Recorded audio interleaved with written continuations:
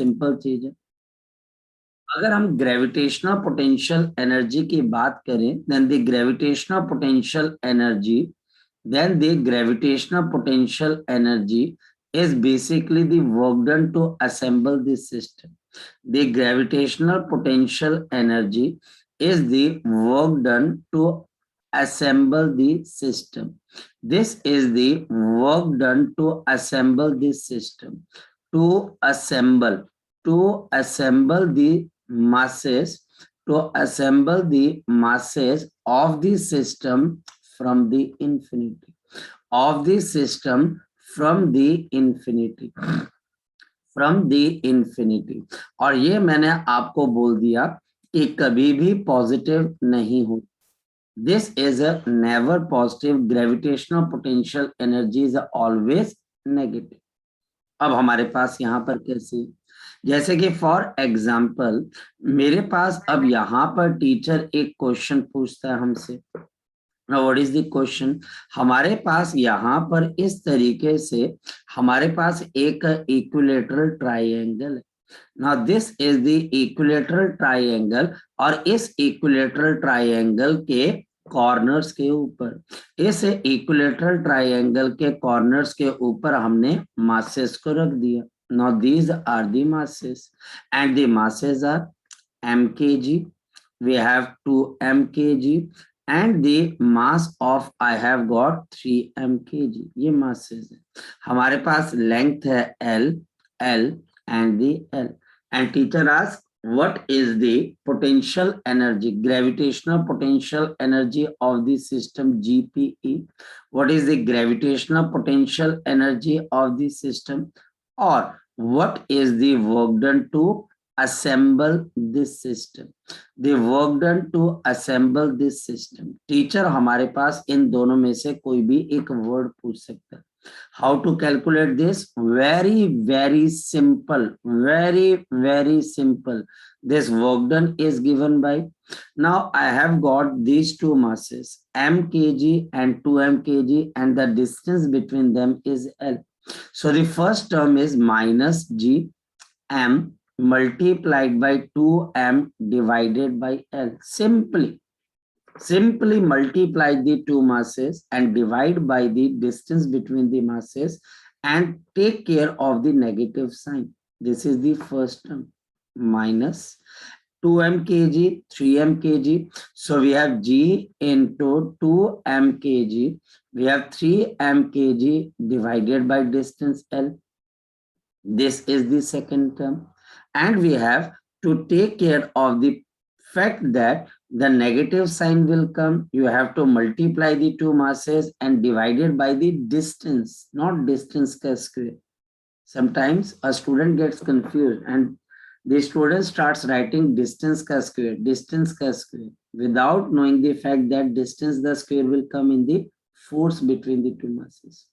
And the distance ka square will come in the fact that where there is a vector law of addition of the forces is acting. So third one, we have minus of g into m multiplied by 3m. Now this is the third one, and divided by L. So what will be the work done? So इसमें से common क्या आ जाएगा जो हमको साफ नजर आ रहा है? एक तो m स्क्वायर और दूसरा g और तीसरा L, और तीसरा एक और है negative sign, minus G m square by l. ये फर्स्ट में से कॉमन आ जाएगा, अंदर 2 रह जाएगा। ये सेकंड में से है तो प्लस ऑफ 6, ये थर्ड में से है तो plus of 3। Why the positive sign is coming inside the bracket? Because we have taken negative sign common outside. So this is a minus of g m square by L. 8 plus 3, 11. So the answer will be minus of 11 g m square upon, or I have mistakenly taken the L square. So definitely that answer will be minus 11 g m square upon L. And this joule is the potential energy or the work done. Now this work done is also known as to be the work done to assemble this system. This work done is also known as to be the gravitational potential energy of the system.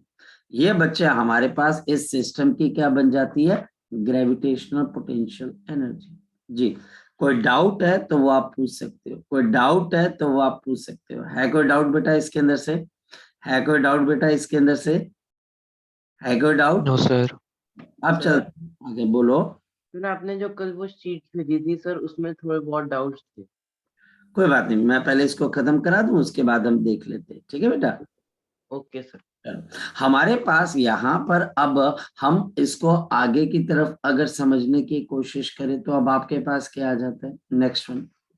अगर teacher मुझे यहाँ पर question they, in previous problem, in the previous problem, अगर मेरे पास जो previous problem हमने शुरू की थी, in the previous problem what is the work done to disassemble this system, what is the work done to deassemble the system? So what will be your answer? What will be your answer? The answer will be the work done will to deassemble this system is the negative of the gravitational potential energy. This is the negative of the gravitational potential energy. So therefore minus of 11 gm square upon L. 11 So, GM square so the answer will upon be L. 11 gm square upon L joule, and this will be your answer. बहुत simple सी बात है। तो हमारे पास यहाँ पर gravitational potential energy निकालना, I don't think so कि बहुत टफ है, बहुत इजी है। सिर्फ आपको मल्टीप्लाई, डिवाइड और नेगेटिव साइन या पॉजिटिव साइन कैसे आएगा इस बारे में पता होना चाहिए।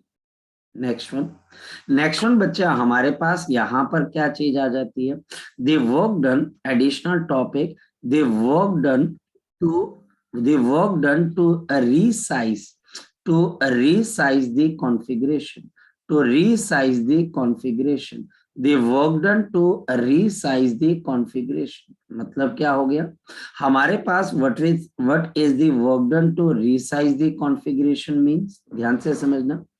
Here we have the condition that मेरे पास यहाँ पर 3 मासेस प्रेजेंट होंगे। देखिएगा, फोकस करिएगा, मेरे पास एक मास यहाँ पर प्रेजेंट है, यहाँ पर बच्चा हमारे पास है m1, और बच्चा हमारे पास यहाँ पर दूसरा मास आ गया, इट इज m2। यह बच्चा हमारे पास m2 आ गया, और मेरे पास यहाँ पर एक तीसरा मास आ गया m3। मेरे पास यहाँ पर एक तीसरा मास आ गया m3। ये मेरे पास L और बच्चे हमारे पास L। Now teacher will give you a information. Suppose the information is what is the work done to double the side of the triangle. What is the work done? So हमारे पास आ जाएगा what is the work done, what is the work done to double the side of the triangle, double the side of the triangle of the given triangle।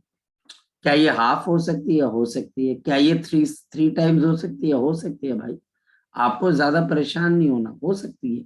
आपका size छोटा बड़ा कुछ भी हो सकता है, पर बेसिक कॉन्सेप्ट क्या है? तो वर्कडन का बेसिक कॉन्सेप्ट समझिए, वर्कडन का बेसिक कॉन्सेप्ट समझिएगा बच्चे। बेसिक कॉन्सेप्ट है what is the work done, and the basic concept is, और बच्चा हमारे पास यहाँ पर जो बेसिक कॉन्सेप्ट है वो कैसे आ जाएगा, this is simply the gravitational potential energy final minus gravitational potential energy initial. It is the gravitational potential energy final minus gravitational potential energy initial. Now the student will get confused in for the negative sign. We will get confused, मतलब कि वो question को खुद गलत कर देगा negative sign को understand ना करके। नेगेटिव साइन की वो केयर नहीं कर पाता है, और जब वो केयर ही नहीं कर पाता बच्चे, तो हमारे पास आंसर गलत आ जाता है।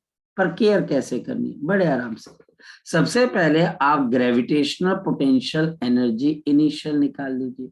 इनिशियल जो कि ओरिजिनल कॉन्फ़िगरेशन है, यहाँ पर 3 टर्म्स आ जाएंगी, कौन कौन सी, minus of G m1 m2 upon l, दूसरी term minus of G m2 m3 upon l, तीसरी माइनस ऑफ जी आपके पास m1 m3 अपॉन l, ये मेरे पास इनिशियल आ जाएगी। फाइनल क्या, क्योंकि हमारे पास double the side of the triangle, तो ये बात अंडरस्टूड है कि फाइनली इस ट्राइंगल की जो साइड है वो डबल हो रही है। तो ग्रेविटेशनल पोटेंशियल एनर्जी फाइनल क्या आ जाएगी, कोई बच्चा बता सकता है? सो ग्रेविटेशनल पोटेंशियल एनर्जी जो हमारे पास यहाँ पर फाइनल आएगी, उसमें क्या हो जाएगा हमारे पास, minus of G m1 m2 upon 2l, देखिए ये 2l है, minus of G m2 m3 upon नीचे 2l, एंड माइनस ऑफ, यहां पर बच्चे मैं लिख रहा हूं, अगर कंफ्यूजन हो रही है तो मैं यहां पर लाइन ऐसे खींच के लिख रहा हूं बच्चे, माइनस ऑफ जी आपके पास कितना आ जाएगा, m3 m1 अपॉन मेरे पास 2l। Now this is the final gravitational potential energy. This is the initial. इन दोनों को इंडिविजुअली कैलकुलेट करके एक की वैल्यू आप यहाँ पे डालेंगे, दूसरे की वैल्यू आप यहाँ पे डालेंगे, there will be the work done to आपके पास चेंज दी कॉन्फ़िगरेशन। और यहाँ पर ये जरूरी नहीं है कि साइड को डबल ही किया जाए, ट्रिपल भी किया जा सकता है, क्वाड्रपल भी किया जा सकता है, और ये जरूरी नहीं है कि साइज को बढ़ाया जाए, साइज को कम भी किया जा सकता है। सिंपली बच्चे आपको एक फाइनल निकालना है, इनिशियल निकालना है, और दोनों को आपस में क्या करना है बच्चे, सब्ट्रैक्ट करना है। अब देखते हैं इसके ऊपर एक क्वेश्चन और आपकी अंडरस्टैंडिंग बढ़ा देते हैं। जैसे, और ये भी जरूरी नहीं है बच्चे कि हमेशा 3 मासेस हो, 2 भी हो सकते हैं। Suppose now this is the case, now this is the mass, और ये मास बच्चे हमारे पास यहाँ पर m kg का, और हमारे पास यहाँ पर ये दूसरा मास है, this mass is of 2m kg, और इनके बीच का डिस्टेंस हमारे पास क्या आ जाता है, आपके पास r। Now teacher, what is the work done, what work done is required, what work done is required to halve the separation between the two masses, halve the separation between the two masses, halve the separation between the two masses। अब बताओ कैसे करोगे, अब बताओ बच्चे हम इसको कैसे करेंगे, शाबाश बताओ। अगर हम इनके बीच की सेपरेशन को हाफ करना चाहते हैं तो क्या आपको समझ में आ पा रहा है कि हमारे पास फाइनल पोटेंशियल एनर्जी क्या होगी और इनिशियल क्या होगी बच्चे? फाइनल के लिए कौन सा डिस्टेंस होगा और इनिशियल के लिए कौन सा होगा? नहीं तो मैं आपको समझा देता हूँ, ये ऊपर वाली कंडीशन मेरे पास क्या आ जाती है बच्चे बताओ, इनिशियल, और ये बच्चे हमारे पास यहाँ पर क्या आ जाती है, फाइनल पोटेंशियल एनर्जी। तो हमारे पास पोटेंशियल एनर्जी इनिशियल, जी बच्चे कोई बता पाएगा? दिस इज माइनस, इंपॉर्टेंट है, G mass m, and this is 2m, के बीच का upon L, R. R. no issue। And what is the potential energy final? Minus of g into m into 2m, and R what by 2. this? R by R by 2.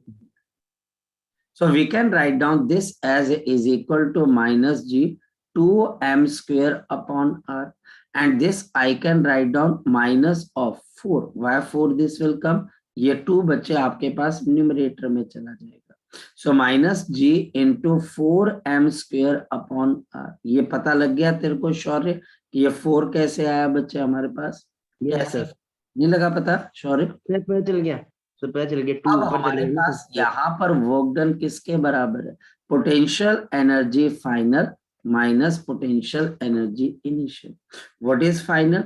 We have minus of G 4m square upon r, minus minus. Now ये मैं बच्चे आपको बोल रहा था, यहाँ पर बच्चा पंगे क्रिएट करता है, यहाँ पर बच्चे हमारे पास 2 बारी माइनस आएगा, एक बारी माइनस फॉर्मूले का, एक माइनस पोटेंशियल एनर्जी का, and g into 2m square upon r। अब बताओ बच्चे हमारे पास क्या आ जाएगा, ये माइनस माइनस प्लस हो जाएगा, तो आपके पास कितना आएगा, 2gm square upon r positive का, माइनस ऑफ g आपके पास 4m square upon r। Solve करोगे तो what is the work done, minus of 2gm square upon r। ये बच्चे हमारे पास इतने जूल का वर्क डन आ जाएगा। यहाँ पर मैंने आपको फिर एक बात बोली बेटा हो सकता है कि आप यहाँ पर क्वेश्चन के अंदर इंडिविजुअल टर्म्स बहुत अच्छे से निकाल रहे हो, लेकिन आपके जो फाइनल रिजल्ट है उसमें गड़बड़ किससे आ जाए, जब आप यहाँ पर इस नेगेटिव और नेगेटिव के बीच में आप बच्चे कोहेरेंस बिठाना भूल जाए। यहाँ पर बच्चे इसके बीच की आपके पास जो थिंकिंग है वो बहुत ही स्पष्ट होनी चाहिए, बहुत ही क्लैरिटी होनी चाहिए। एक नेगेटिव फॉर्मूले का आ रहा है और दूसरा नेगेटिव आपके पास पोटेंशियल एनर्जी का आ रहा है। जी, अब ये क्वेश्चन अगर ट्राइंगल के अंदर आएगा वहां पर भी आप कर पाओगे। अगर 4 मासेस, वैसे तो टीचर 4 मासेस पे नहीं जाएगा, लेकिन अगर वो लेके आता है तो भी बच्चे हम आंसर दे पाते हैं। जी, लग गया पता बच्चे आपको? जी शौर्य, यस सर। जी शौर्य बोल बच्चे। सर एक चीज मैं सोची, ऐसा तो नहीं है सर कि जो चीज असेंबल होती है वो नेगेटिव, जैसे सर जो भी चीज असेंबल होती है इसका मतलब वो नेगेटिव है, जो डिसेंबल होती है पॉजिटिव। लेकिन सर ऐसा है, अगर हम इसमें, अगर आप बोलते हो अगर सेपरेशन रिड्यूस हो रही है, सर सेपरेशन यहाँ पे बोल रहे हो ना सर, हाफ हो रही मतलब रिड्यूस हो रही है, तो सर इसमें हम वो नहीं लगा सकते क्या बच्चे, क्या लगाना बेटा? सर, डीअसेंबल? बेटा अगर दो चीजें पास आ रही है तो वो असेंबल हो रही है कि डीअसेंबल, असेंबल, सॉरी असेंबल, असेंबल। है ना? तो इस वजह से वहां कंफ्यूजन हो सकती है शौर्य, तो इसको असेंबल और डीअसेंबल, असेंबलिंग इंफिनिटी से बच्चे होती है, डीअसेंबलिंग इंफिनिटी की तरफ होती है। इस वजह से ये दोनों मासेस ना तो इंफिनिटी से आ रहे हैं ना इंफिनिटी की तरफ जा रहे हैं, तो असेंबल सोचना और डीअसेंबल सोचना शौर्य गलत नहीं हो जाएगा। हाँ या ना? इस केस हाँ या में, ना? हाँ या ना? Yes sir. है ना? तो इस वजह से शौर्य इसमें उस चीज को छोड़ दे कि ये असेंबल हो रहा है कि डीअसेंबल हो रहा है। बस आपको जो बोला गया कि जब आपके टीचर रिसाइज करेगा, अगर करवाना होता तो मैं आपको पहले बोल देता कि देखो ये असेंबल हो रहा है, डीअसेंबल हो रहा है। मैंने आपको क्या बोला? रिसाइज ऑफ द कॉन्फ़िगरेशन, और बड़े सिंपल तरीके से होगा, इसमें असेंबलिंग या डीअसेंबलिंग से रिलेटेड कुछ नहीं होगा। ठीक है बेटा? Okay sir. चलो, अब बच्चे हमारे पास ये ग्रेविटेशनल पोटेंशियल एनर्जी आ गई और बड़ा सिंपल सा कॉन्सेप्ट। अब नेक्स्ट इसमें मेरे लिए छुपा क्या हो इसके सर अंदर फोर मासेस के इसमें क्या होगा? बेटा 6 टर्म्स बन जाएंगी, मतलब कि आपके पास वहां पर 6 टर्म्स बन जाएंगी। पहली बात तो ये आपको देखना पड़ेगा कि वहां पर 6 टर्म्स बन जाएंगी। कैसे 6 टर्म्स बन जाएंगी पार्थ लड़के? ये देख, ये मेरे पास है, मान लिया जाए कि एक मास तेरे पास यहाँ पर है, एक मास यहाँ पर है, और एक मास यहाँ पर है, और एक मास तेरे पास यहाँ पर। ठीक, तो अब यहाँ पर टीचर चाहे तो पोटेंशियल एनर्जी निकालने को बोले, चाहे असेंबल करने को बोले, चाहे डीअसेंबल करने को बोले, और चाहे बच्चे कॉन्फ़िगरेशन चेंज करने को बोले, इन सभी केसेस के अंदर बेटा 6 टर्म्स बन जाएंगी। देखो, ये M1 और M2 एक टर्म बन जाएगी, M2 और M3 दूसरी टर्म बन जाएगी, M3 और M4 तीसरी टर्म बन जाएगी, M4 और M1 फोर्थ टर्म बन जाएगी। इसके बाद M4 और M2, क्योंकि आपको हर दो मासेस के बीच की कॉन्फ़िगरेशन निकालनी है, ये फिफ्थ टर्म बन जाएगी। और बच्चे M1 और M3, लड़के राजे ये कौन सी टर्म बन जाएगी बच्चे आपके पास? सिक्स टर्म बन जाएगी। आपको दो दो के पेयर्स लेने, तो अगर टीचर पोटेंशियल एनर्जी निकालने को बोलता है -GM1 M2 अपॉन L, दो दो के pairs, -GM2 upon M1 upon, एक मिनट गलत हो गया, M2 M3 upon L, -of GM3 M4 upon L, -of GM4 M1 upon L, और फिर -of GM1 और M3 का भी तो पेयर बन रहा है, डिवाइडेड बाई √12। ये पता लग रहा है पार्थ, डिनोमिनेटर में √12 कैसे आ रहा है? Yes sir. और -of G आपके पास M2, परमुटेशन कॉम्बिनेशन पढ़ लिया आपने कि नहीं पढ़ा बच्चे अभी आपके पास? बताओ। अभी नहीं पढ़ पढ़ा लिया। सर। अभी नहीं पढ़ा? अच्छा, परमुटेशन और कॉम्बिनेशन के अंदर बच्चा हमारे पास एक रिजल्ट आता है कि मेरे पास यहाँ पर आपके पास 4 मासेस हैं, और ये 4 मासेस में से आपने दो दो के पेयर्स बनाने, तो आपके पास कुल कितने पेयर्स बन जाते हैं बच्चे? 6 पेयर बन जाते हैं। तो आपको हर पेयर बच्चे यहाँ पर ध्यान, और कोई पेयर रिपीट नहीं होना चाहिए, और रिपीट भी नहीं हो रहा, 2 2 के पेयर्स बनाने। तो अगर आपके पास 4 बॉडीज हैं तो 6 पेयर्स बनते हैं। अब यही वर्क डन बच्चे हमारे पास किसका है, बताओ शौर्य, ये वर्क डन टू असेंबल है कि डी असेंबल है, जो पोटेंशियल एनर्जी निकाली? तो आंसर है बच्चे वर्क डन टू असेंबल। अगर डी असेंबल है तो इस पोटेंशियल एनर्जी को कैलकुलेट करके उसका नेगेटिव ले लीजिए, वो डी असेंबल है। अगर आप इसकी साइज को बड़ा या छोटा करना चाहते हो फिर तो पार्थ बच्चे टाइम लगेगा। अब पार्थ बच्चा कितना टाइम लगेगा बता जरा मुझे, कितना टाइम लग जाएगा आपके पास? टाइम तो बथेरा लग जाएगा, क्योंकि 12 टर्म्स कैलकुलेट करनी पड़ेंगी। इनिशियल की बच्चे 6 और फाइनल की 6, फिर उनको सब्ट्रैक्ट भी करना पड़ेगा। तो 12 और 12 कितनी टर्म्स हो जाएंगी लड़के बच्चे आपके पास? 24 टर्म आ जाएगी। ठीक है, तो 24 टर्म को कैलकुलेट करना, उनको फिर सब्ट्रैक्ट करना, तो आंसर आएगा। तो जनरली टीचर ऐसे क्वेश्चन अवॉइड करता है, क्योंकि ऐसे क्वेश्चंस के अंदर बच्चा हमारे पास आपकी कैलकुलेशन काफी बढ़ जाती है। लेकिन आज मैं आपको एक मजेदार चीज बताता हूं, आप घर जाकर ट्राई करिएगा। अगर मान लिया जाए कि मैं यहाँ पर बच्चे इस तरीके से क्यूब लेता हूँ, आप ट्राई करिएगा आज, और इस क्यूब के हर कॉर्नर पे एक मास लेता हूँ और क्यूब की साइड ए के बराबर है। अब आपने बताना है यहाँ पर ये क्यूब की साइड ए के बराबर है, ये 1 आ गया, ये बच्चे 2 आ गया, ये 3 आ गया। अब क्यूब के कॉर्नर्स तो कितने होते हैं बच्चे? 8 होते हैं। तो यहाँ पर 8 मासेस प्रेजेंट है, 8 मासेस आर प्रेजेंट, और इस क्यूब की साइड ए के बराबर है और सबका मास m kg के बराबर है। और बच्चे मुझे आपने बताना है कि इसकी पोटेंशियल एनर्जी किसके बराबर है। मतलब कि आपको टाइम लग जाएगा कि इसके अंदर से आपको कितनी टर्म्स मिलेंगी और वो टर्म्स कितने पेयर्स पॉसिबल है। ठीक है, और अगर ये क्वेश्चन तुमने कर लिया आज तो याद रखना आपने +2 के पहले चैप्टर का एक क्वेश्चन कर लिया। वहां पर भी सेम चीज, वहां पर भी पेयर्स बनते हैं, और वहां पर जो पेयर्स बनते हैं इसी तरीके से बनते हैं। लेकिन वहां पर एक स्पेशल क्वेश्चन है जिसमें पेयरिंग बच्चे आपको निकालनी है किसके ऊपर? क्यूब के ऊपर। आपके पास एक क्यूब पे, इस क्यूब की साइड ए है। मेरी बात क्लियर है ना बच्चे, समझ में आ रही है ना? जैसे मैं बता देता हूँ, इन दोनों का बच्चे एक पेयर बन जाएगा, इन दोनों का एक पेयर, इनका पेयर, इनका पेयर, ये ऊपर वाले के 6 पेयर, इस साइड के 6 पेयर, मतलब कि ऐसे पेयर आपको बताना है कुल कितने पेयर्स बनेंगे। ठीक है, तो ये बात अगर आप कर पाए तो बहुत बेहतर है। चलो, तो ये बच्चे हमारे पास थी gravitational potential energy. This is known as to be the gravitational potential energy. और ग्रेविटेशनल पोटेंशियल एनर्जी जो हमारे पास है बच्चे, इसके बाद बच्चे हम एक कॉन्सेप्ट के ऊपर आते हैं which is called the escape velocity. This is one of the important and the core concept of the gravitation, escape velocity. Sometimes it is written as escape speed, पर मतलब बच्चे हमारे पास same, escape velocity.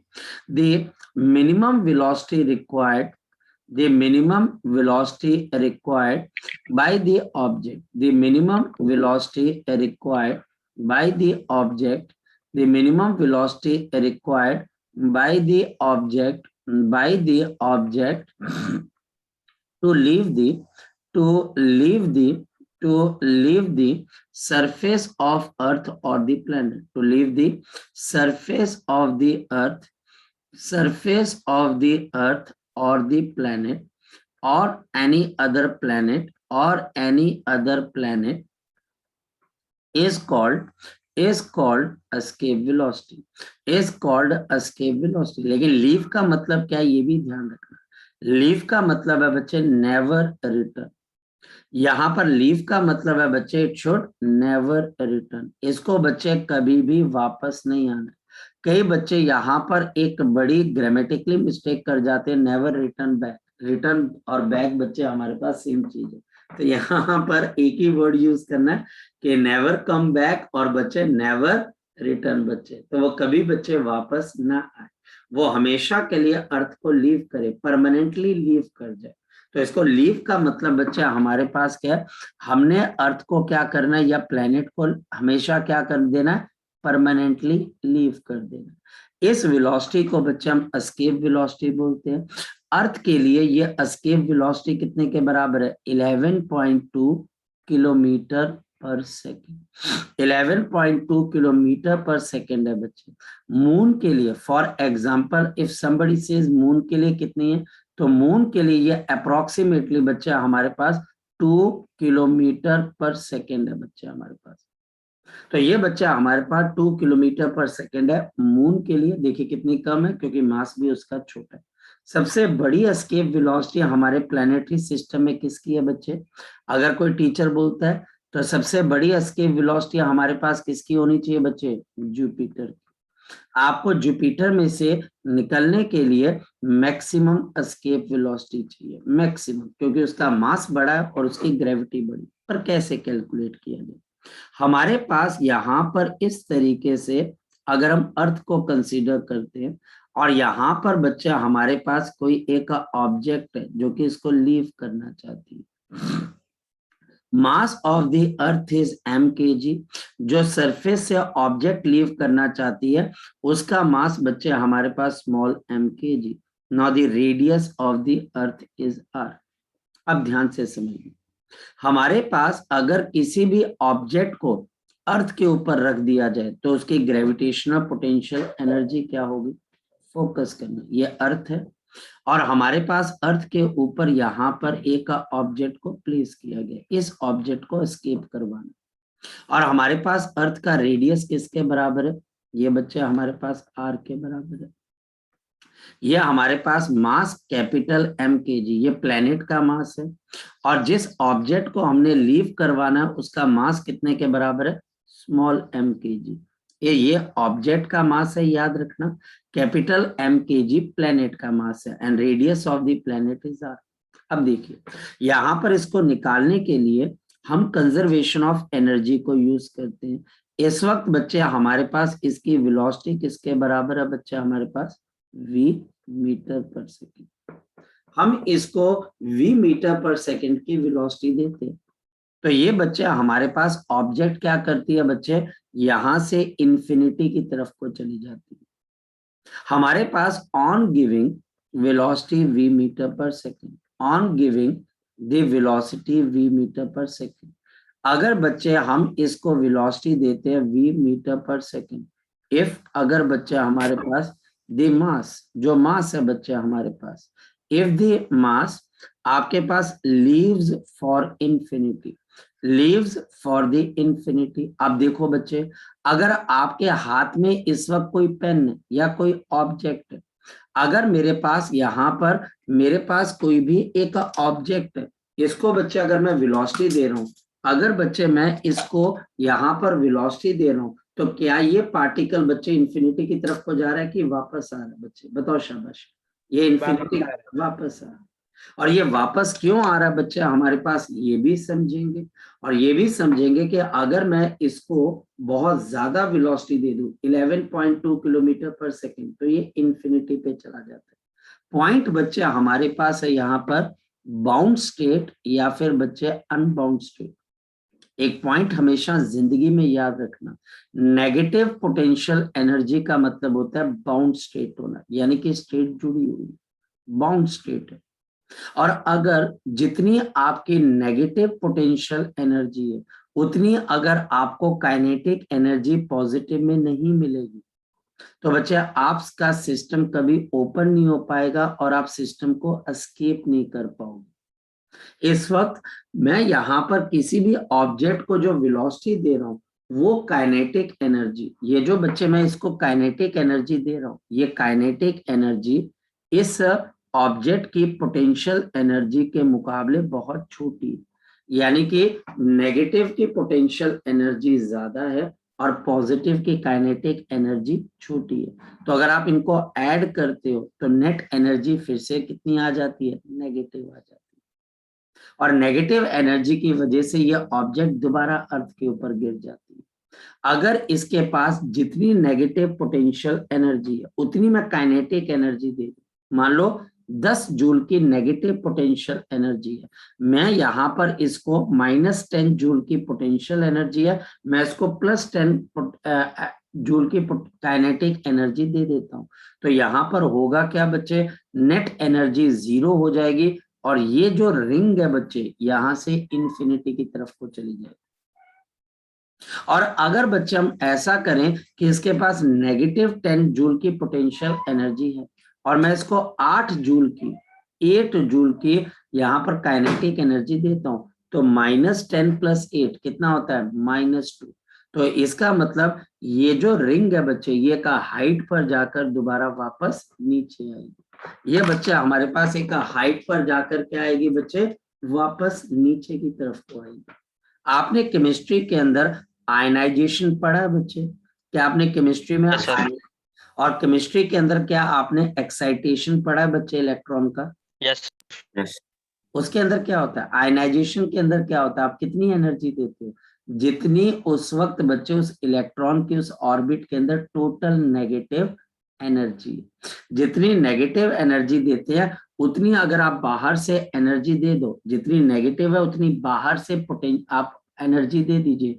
Total energy electron की 0 और electron atom को छोड़ के बाहर निकल जाता है, आयनाइजेशन। लेकिन जितनी उसकी नेगेटिव एनर्जी है आप उसके मुकाबले कम एनर्जी उसको दो, तो ये इलेक्ट्रॉन अपने लोअर ऑर्बिट से हायर ऑर्बिट पे जाता है और फिर दोबारा से नीचे गिर जाता है। जैसा कि रोज आप करते हो, रोज आप किसी बॉल को उछालते तो वो ऊपर जाकर नीचे क्यों आ जाती है? क्योंकि जितनी उसकी नेगेटिव पोटेंशियल एनर्जी है जितनी बड़ी, उतनी बच्चे आप उसको काइनेटिक एनर्जी पॉजिटिव की नहीं दे।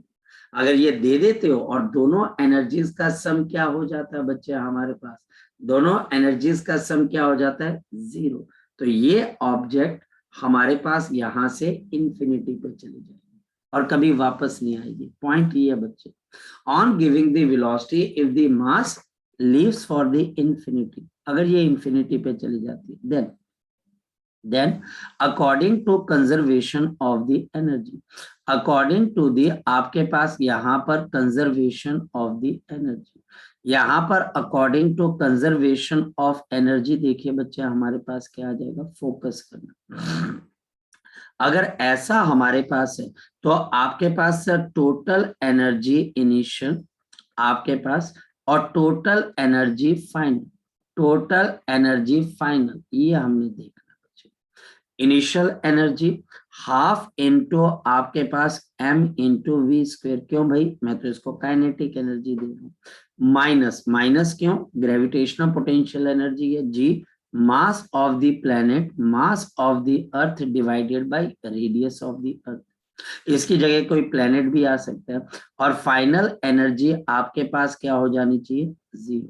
तो ये सिस्टम को एस्केप कर पाएगा? नहीं तो नहीं। अगर इन दोनों का सम नेगेटिव रह जाता है, यानी कि आपके पास नेगेटिव है फाइनल, तो ये बॉडी का हाइट पर पहुंच के दोबारा से आपके पास नीचे आ जाएगी। अब हमारे पास यहाँ पर अगर मैं इसको कैलकुलेट करने जाऊं तो बताओ क्या चीज आ जाएगी? जैसे मैं इसको कैलकुलेट करने जाऊंगा, half into m v square is equal to G mass m upon R. अब पॉजिटिव हो जाएगा। क्यों पॉजिटिव हो गया जरा बताओ? ये यहां से इस डायरेक्शन में चला जाएगा। तो नेक्स्ट वन, यहाँ पर m से m कैंसर, तो बताओ आपकी एस्केप वेलोसिटी का फॉर्मूला क्या बन गया बच्चे? शाबाश बताओ। This is under root of, बताओ शाबाश, gm upon R multiplied by बच्चे हमारे पास यहाँ पर 2। ये हमारे पास यहाँ पर एस्केप वेलोसिटी का बच्चे आपके पास फॉर्मूला बन जाता है। ये बच्चा हमारे पास यहाँ पर एस्केप वेलोसिटी का फॉर्मूला कैसे? हाँ आकाश बोल बेटा, बोल बच्चे। सर, जो रॉकेट्स वगैरह होते हैं जिनको वापस भी आना होता है अर्थ पे, तो वो भी सर ये काइनेटिक एनर्जी का कंसेप्ट यूज करते हैं? हाँ बच्चे, इनको काइनेटिक, इन सबको काइनेटिक एनर्जी का कॉन्सेप्ट है। अगर अगर बच्चे हम देखें तो हमने एक प्रोब को भेजा हुआ है, वो प्रोब बच्चे हमारे पास शायद से इस वक्त हमारे यूनिवर्स के किसी हिस्से में जा रखा, उसको हमने एस्केप करवाया था, उसको हमने एस्केप करवाया था कि कभी वो वापस ना आ सके। ठीक है, और इसमें बड़ा सोच समझ के बच्चे हम काम लेते हैं। तो अगर बच्चे हमारे पास टाइम रहा तो मैं आपको ये भी समझाऊंगा कि हमने यहाँ से कैसे 7 रुपए पर किलोमीटर के ऊपर, 7 रुपीज पर किलोमीटर पे हमारा इंडियन स्पेस मिशन गया था बच्चे यहाँ से मार्स के ऊपर, वो भी डिस्कस करेंगे। हालांकि वहां पर उन्होंने एस्केप वेलोसिटी को कैसे, डायरेक्ट यूज नहीं, क्योंकि उसमें बहुत फ्यूल लगता है बच्चे, तो हमारे पास उन्होंने कैसे बड़ा दिमाग लगाकर यहाँ से उसको मार्स तक पहुंचाया वो भी बच्चे देखेंगे। तो हाँ, हमारे अर्थ से बच्चे कई चीजें जो चलती हैं उसके अंदर बच्चे हम इसी कॉन्सेप्ट को यूज करें कि भाई वापस लेके आना है, ये करना, बहुत टेक्निकल पॉइंट्स लगते हैं।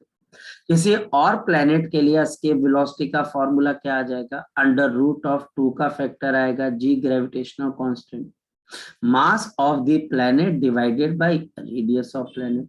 तो पहले लेवल के क्वेश्चंस क्या होंगे, टीचर ये बोलेगा भाई कि हमारे पास किसी प्लेनेट का मास अर्थ से डबल है, रेडियस हाफ है, ऐसा है वैसा है। तो अगर अर्थ की एस्केप वेलोसिटी 11.2 किलोमीटर पर सेकेंड है तो उस प्लेनेट की बताओ कितनी हो जाएगी। तो बड़े आराम से वो क्वेश्चन कंपैरिजन बेस्ड है। पहले क्वेश्चन आपके पास कंपैरिजन बेस्ड आएंगे जो कि हम कर सकते हैं। यहाँ पर हम इसको क्या कर सकते हैं, आर से मल्टीप्लाई और आर से डिवाइड, इसको कैपिटल आर से मल्टीप्लाई और डिवाइड कर दीजिए। तो अगर मैं इसको कैपिटल आर से मल्टीप्लाई और डिवाइड कर दूं तो बताओ क्या आ जाएगा, 2gm multiplied by R divided by R into R, तो R square. gm upon R square किसके बराबर होता है, आपके पास gm अपॉन आर स्क्वेयर किसके बराबर होता है, स्मॉल g, यानी कि एक्सेलरेशन ड्यू टू ग्रेविटी। तो हमारे पास इसका एक और फॉर्मूला आ जाएगा, 2 इंटू जी इंटू आर। एक और चीज है बच्चे हमारे पास स्मॉल जी बच्चे हमारे पास एक और चीज के बराबर आता है, 4/3 pi into rho into G into R. तो मेरे पास इसका एक और फॉर्मूला आ जाएगा, 8/3 pi into rho into G into R का स्क्वायर।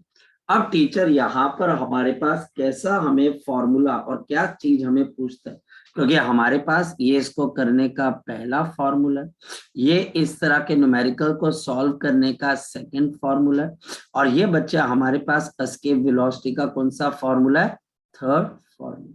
जी, किसी बच्चे का अगर कोई डाउट है तो वो पूछ सकता है, शाबाश बताओ। सर सर एक बार सर वो बता दो sir, according to the conservation of energy आपने सर उसमें काइनेटिक एनर्जी और दूसरी एनर्जी कौन सी लिया आपने, ग्रेविटेशनल पोटेंशियल एनर्जी, क्योंकि ये ऑब्जेक्ट आपके पास इनिशियली कहाँ पर है, on the surface of earth, और इस मास और बच्चे हमारे पास अर्थ के सेंटर की सेपरेशन कितने के बराबर है, आर के बराबर। तो अभी तो बच्चे हम पढ़ के हटे हैं कि अगर आपके पास दो मासेस के बीच का डिस्टेंस आर है तो उनकी ग्रेविटेशनल पोटेंशियल एनर्जी कैसे निकालते हैं, शौर्य बता बच्चे। GM बाय आर, अब G GM square by R. m1 m2 upon R, G m1 m2 upon R. तो हमारे पास इस वजह से ये मास और अर्थ के बीच की ग्रेविटेशनल पोटेंशियल एनर्जी क्या है, -g mass of the earth mass of the object divide by R. बस इतनी सी तो बात है आपके पास, ठीक है। Okay sir. चलो, ये बच्चे हमारे पास ये एस्केप वेलोसिटी के आपके पास बच्चे फॉर्मूले में, फिर आपको यहाँ पर बोल रहा हूँ, आपको ये फॉर्मूला याद होना चाहिए, आपको ये फॉर्मूला याद होना चाहिए, और ये भी फॉर्मूला याद होना चाहिए। हमारे को यहाँ पर इससे रिलेटेड मैक्सिमम फॉर्मूले आपके पास याद होने चाहिए। तो ये बच्चे हमारे पास एस्केप वेलोसिटी आ गई, और इसी को अगर हम यूज करते हैं तो हमारे पास क्या चीज आ जाती है बच्चे, हमारे पास यहाँ पर ये चीज आ जाती है कि आपके पास देखिए, फोकस करिएगा, हमारे पास यहाँ पर 11.2 किलोमीटर पर सेकेंड, और अगर देखा जाए तो अगर टीचर हमको यहाँ पर ये बोल देता है, फोकस करना, कि मेरे पास कोई दूसरा प्लेनेट है, उसका मास अर्थ से डबल है, उसका रेडियस अर्थ के हाफ है, तो कंपेयर करनी है इसके वेलोसिटी, वो भी कर सकते हैं, एक्सेलरेशन ड्यू टू ग्रेविटी और रेडियस से कंपेयर कर सकते हैं, और तीसरा बच्चे डेंसिटी और किससे कंपेयर कर सकते हैं बच्चे, रेडियस से। पहले लेवल के क्वेश्चंस हमारे पास कुछ इस तरीके से होंगे, जैसे कि मेरे पास एक क्वेश्चन आ जाता है, क्वेश्चन क्या है बच्चे हमारे पास, compare the escape velocity of a planet, compare the escape velocity of a planet, escape velocity of a planet, एक ऐसे प्लेनेट की निकालनी बच्चे, having the double mass of the earth, having the double mass of the earth and radius half, and the radius half of the earth, and the radius half of the earth, and the radius half of the earth. बताओ कैसे करोगे बच्चे, क्योंकि यहाँ पर मास और radius की बात हो रही है, तो एस्केप वेलोसिटी कैसे आ जाएगी? हमारी एस्केप वेलोसिटी है under root of 2g mass of the earth divided by radius of the earth. इसको बच्चे हम वी एस्केप का नाम दे देते हैं। दूसरे प्लेनेट के लिए वी एस्केप डैश, तो under root of 2 into G mass of the planet, radius of the planet. Now mass of the planet is double the mass of the earth. The radius of the planet is half of the radius of the earth. 2 into 2 4, 4 का root बाहर कितना आ जाएगा? 2 आ जाएगा। 2 under root of 2ge mass of the earth into radius of the earth. Now the escape velocity of the earth is 11.2 kilometer per second. So this is a 2 multiplied by 11.2 kilometer per second. So ये बच्चा हमारे पास कितना आ जाएगा? 22.4 kilometre पर second. ये बच्चा आपने याद रखना, ये बच्चा हमारे पास आपने इस पॉइंट को याद रखना है, और इस पॉइंट से बच्चा आपने कभी भी आपने घबराना नहीं। ठीक बच्चे, क्लियर होगी बात बच्चे आपको? Yes sir. अब नेक्स्ट, अब एस्केप वेलोसिटी बच्चे हमारे पास याद रखना, एस्केप वेलोसिटी क्या उस बॉडी के मास पे डिपेंड कर रही है जिस मास को बच्चे आपने यहाँ पर फेंका? बच्चे आंसर क्या आएगा? तो पहला पॉइंट बच्चे हमारे पास ये है, एस्केप वेलोसिटी इज इंडिपेंडेंट। जो आपकी एस्केप वेलोसिटी है बच्चे, ये हमारे पास इंडिपेंडेंट है। और ये बच्चा हमारे पास किसके इंडिपेंडेंट है पता है बच्चे? हमारे पास this is independent of the mass thrown. जिस मास को आपने फेंका वो मास बच्चे अगर मेरे पास एक एंट है, या फिर बच्चे हमारे पास वो मास एलिफेंट है, या फिर वो मास बच्चे हमारे पास एलिफेंट है, दोनों के लिए एस्केप वेलोसिटी सेम लगेगी कि डिफरेंट लगेगी? बताओ बच्चे, शाबाश बताओ। सेम लगेगा। एस्केप वेलोसिटी हमारे पास सिर्फ और सिर्फ बताओ किस पे डिपेंड करती है बच्चे? ये प्लैनेट की प्रॉपर्टी पे डिपेंड करती है, डिपेंड ऑन प्लैनेट्स प्रॉपर्टी। ये प्लैनेट की प्रॉपर्टी पे डिपेंड करती है, ये प्लैनेट की प्रॉपर्टी पे डिपेंड करती है, और ये किसी और चीज पे डिपेंड नहीं करती। ये बच्चे कॉन्सेप्ट मैक्सिमम फॉर्मूला बेस्ड है, मैक्सिमम बच्चे हमारे पास फॉर्मूला बेस्ड है, याद रखना। पहला कॉन्सेप्ट आ गया।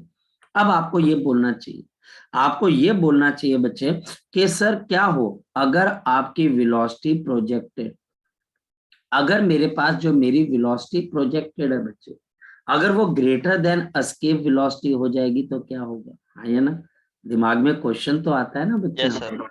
फिर क्या होगा?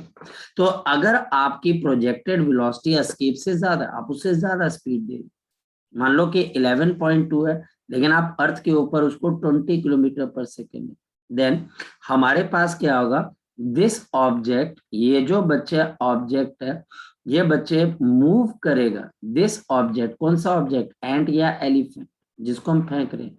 This object move in Interstellar space, ये बच्चा आपके पास इंटरस्टेलर स्पेस के अंदर मूव करेगा, भागना शुरू कर देगा विद वेलोसिटी। और इसकी जो वेलोसिटी होगी ध्यान से देखना वो कौन सी होगी? With the velocity.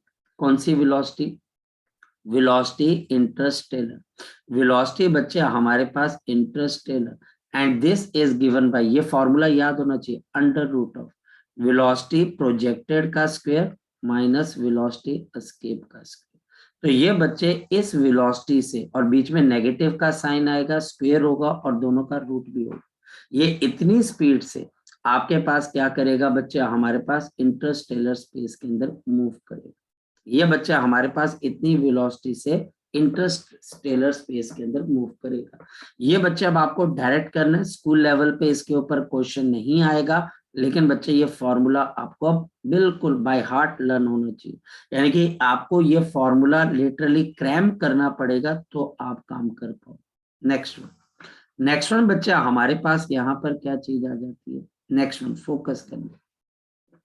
यहाँ पर अब आपके पास नेक्स्ट पॉइंट जो बच्चा बोलता है, वो बच्चा ये बोल देता है हमारे पास कि सर अगर मेरे पास प्रोजेक्टेड वेलोसिटी, अगर आपके पास लेस देन एस्केप वेलोसिटी हो तो क्या होगा? अगर मेरी प्रोजेक्टेड वेलोसिटी लेस देन क्या हो? एस्केप वेलोसिटी, तो फिर क्या होगा?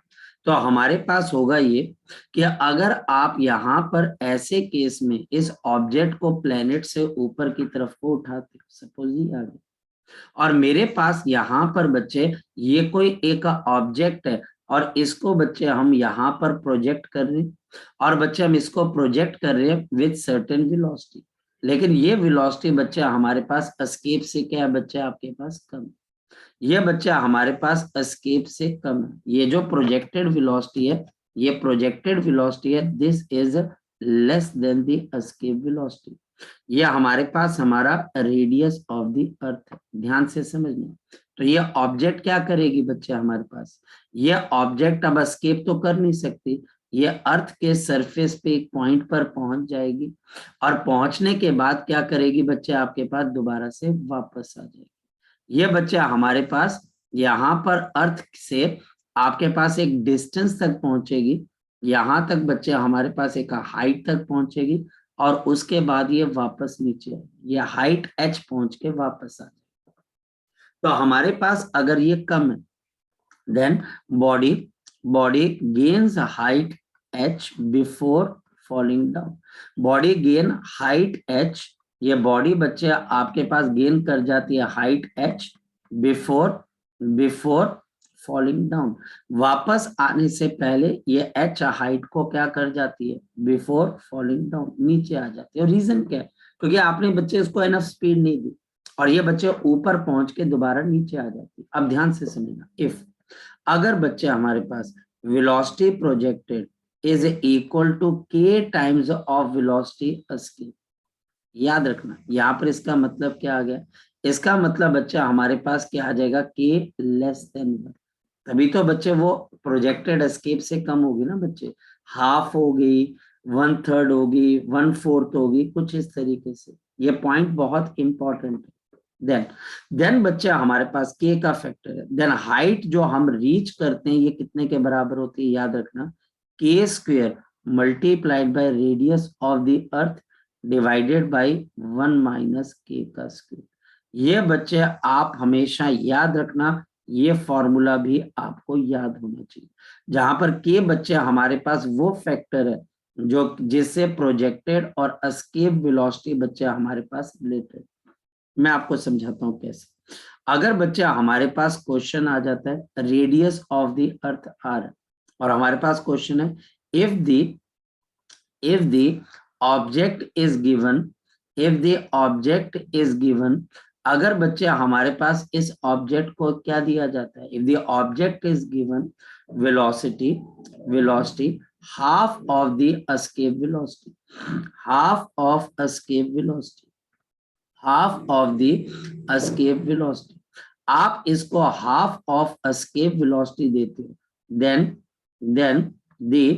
then the height reached by the object is, बताओ बच्चे, height reached by the object is, then the height reached by object is। तो अब हमने ये क्वेश्चन को सॉल्व करना, हमारे पास हमने इस क्वेश्चन को यहाँ पर बच्चे क्या करने, सॉल्व करना, और गिवन क्या है, अब आपकी जो वेलोसिटी है वो half of the escape velocity है। तो कैसे करो सॉल्यूशन, हमारे पास यहाँ पर जो वेलोसिटी आपके पास एस्केप है बच्चे, दिस इज आपके पास यहाँ पर अगर देखा जाए तो आपके पास ये रिक्वायर्ड होती है, तो leave the surface of the अर्थ, ये हमारे पास है, और हमारे पास आपकी जो प्रोजेक्टेड वेलोसिटी है वो हाफ ऑफ दी क्या है बच्चे आपके पास एस्केप वेलोसिटी है। तो बताओ k की वैल्यू कितने के बराबर है, 1/2।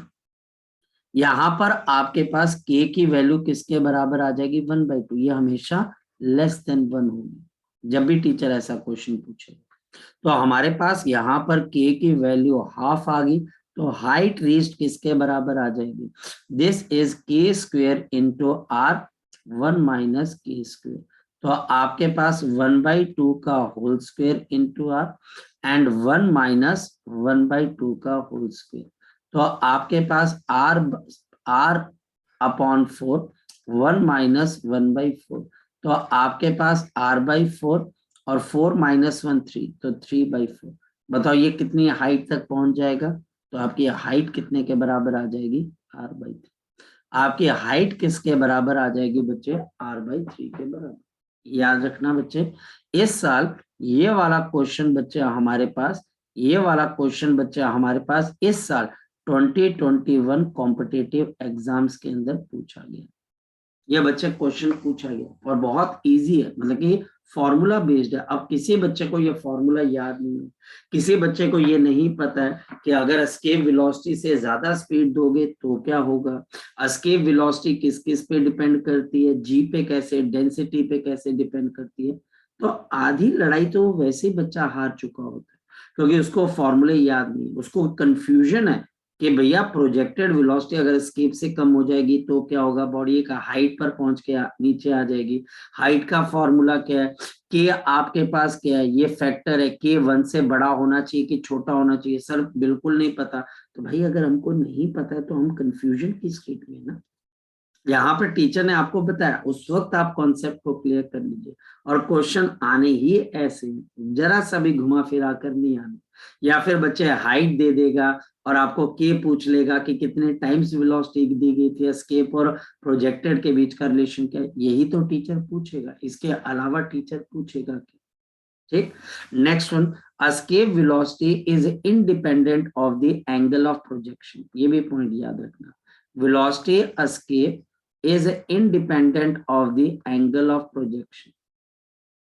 ये बच्चे हमारे पास इंडिपेंडेंट है बच्चे किसके?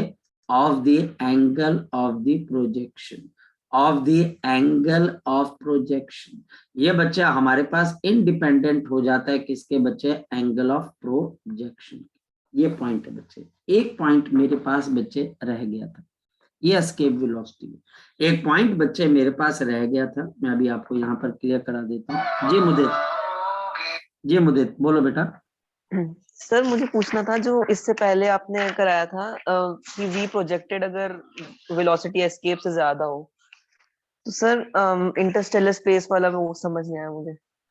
बच्चे वो हमारे पास सिंपल सी चीज है ना, अगर आपके पास यहाँ पर इस तरीके से हमारे पास अर्थ है और आप यहाँ से बच्चे इसको वेलोसिटी देते हो और ये velocity greater than escape velocity है, तो ये बॉडी जब इंटरस्टेलर स्पेस में पहुंचेगी तो ये ऑब्जेक्ट एक वेलोसिटी से मूव करती रहेगी, जिसको आप इंटरस्टेलर स्पीड बोलते हो।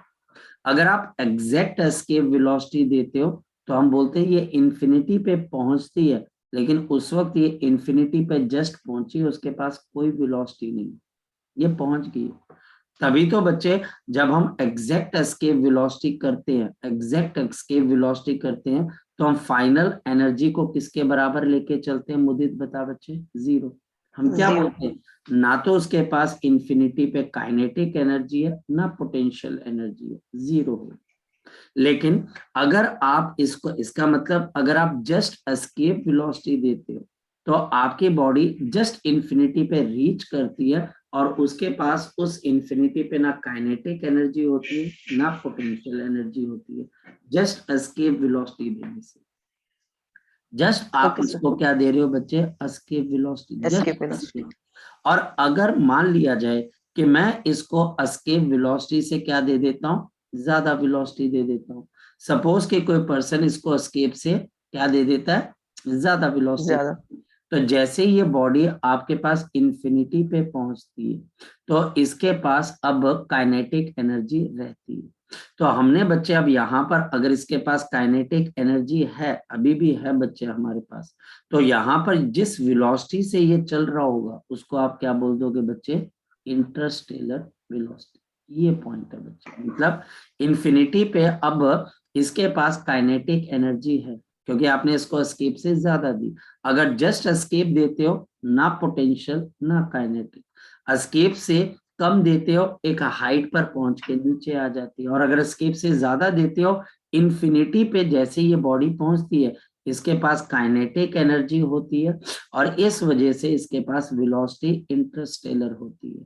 और इस वजह से ये जो इंटरस्टेलर आपके पास वेलोसिटी होती है, इसका फॉर्मूला किसके बराबर है जरा बता दो, अंडर रूट ऑफ आपके पास वेलोसिटी जिससे प्रोजेक्ट किया का स्क्वायर माइनस एस्केप का स्क्वायर। ये आ गया मुद्दे। अब बता बेटा, बच्चे शाबाश पूछ। यस सर, क्लियर है सर, क्लियर। चलो, अब ये बच्चे हमारे पास है। अब एक पॉइंट बच्चे हमारे पास रह गया जो हमको बहुत अच्छे से क्लियर होना चाहिए। पॉइंट क्या है बच्चे हमारे पास, ये थोड़ा सा आउट ऑफ माइंड चला गया था बच्चे मेरे, और वो ये बच्चे हमारे पास चेंज इन पोटेंशियल एनर्जी का फॉर्मूला।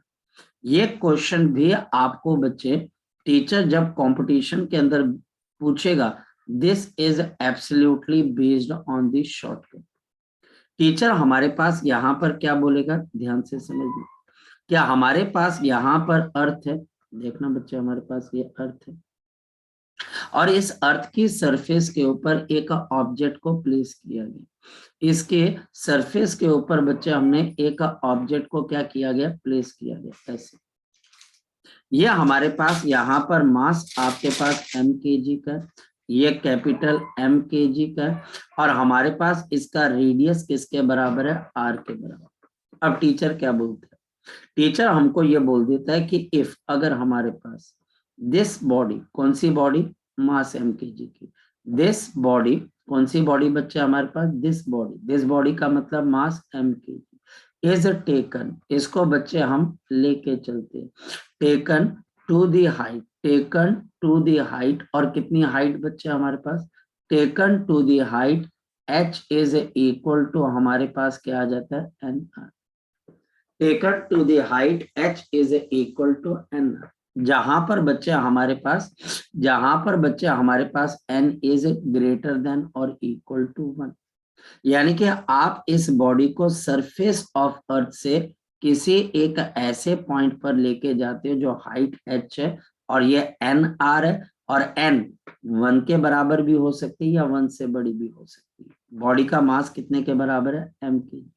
और टीचर यहाँ पे डायरेक्ट देखो जो मैं बोल रहा हूँ ना, डायरेक्ट, जैसे इससे पिछले वाला कॉन्सेप्ट, ये वाला कॉन्सेप्ट मैंने पिछले साल जिन +1 वाले बच्चों को कराया, इस साल उन्होंने देखा कि 2021 के अंदर इसके ऊपर बेस्ड क्वेश्चन आया, खुश थे कि सर आपने ये शॉर्टकट हमें लिखवाया हुआ था, हमने क्वेश्चन 2 मिनट में कर लिए। ऐसे बच्चे ये शॉर्टकट मैं आपको यहाँ पर बता रहा हूँ, और ये क्वेश्चन ऐसे ही आएंगे बच्चे, इसके अलावा नहीं आएंगे। ग्रेविटेशन के अंदर ऐसे क्वेश्चन डायरेक्ट फॉर्मूला बेस्ड आएंगे। तो टीचर आपको बोलता है what is the change in the potential energy. इस mkg मास को अगर आप A से B की तरफ को लेके जा रहे हैं तो what is the change in the potential energy. Formula देखो, ये फॉर्मूला है nmgr डिवाइडेड बाय n+1। बस ये बात आपने दिमाग में रखनी है। The change in the potential energy of the body of mass mkg is n mgr upon n+1। For example teacher आपको एक क्वेश्चन पूछेगा, क्वेश्चन हमारे पास क्या है, हमारे पास क्वेश्चन ये है, a body of the mass mkg, a body of mass mkg, a body of mass mkg is taken to the height, it is taken to the height, और ये कितनी हाइट है बच्चे हमारे पास, h is equal to 2 times the r, radius of the earth, where r is the radius of the earth, where r is the radius of the earth। जहां पर बच्चे r हमारे पास क्या आ गया बच्चे, रेडियस ऑफ द अर्थ आ गया, where r is the radius of the earth। जहां पर r बच्चे हमारे पास रेडियस ऑफ अर्थ है। Calculate the potential energy, the change in the potential energy of the body from surface of the earth to the height h, from the surface of the earth to the height h, from the surface of the earth to the height h, to the आपके पास यहाँ पर height h। अब जो बच्चा ज्यादा सोचता है वो बच्चा क्वेश्चन निकाल नहीं पाता है, और जो बच्चे को ये बात पता है कि सर ने ऐसा कोई क्वेश्चन करवा रखा है ऐसा कोई फॉर्मूला करवा रखा है, वो सीधा क्वेश्चन लिखता है बच्चे पोटेंशियल एनर्जी। यहाँ पर मेरी हाइट कितने के बराबर है बच्चे, twice times of the radius of the earth.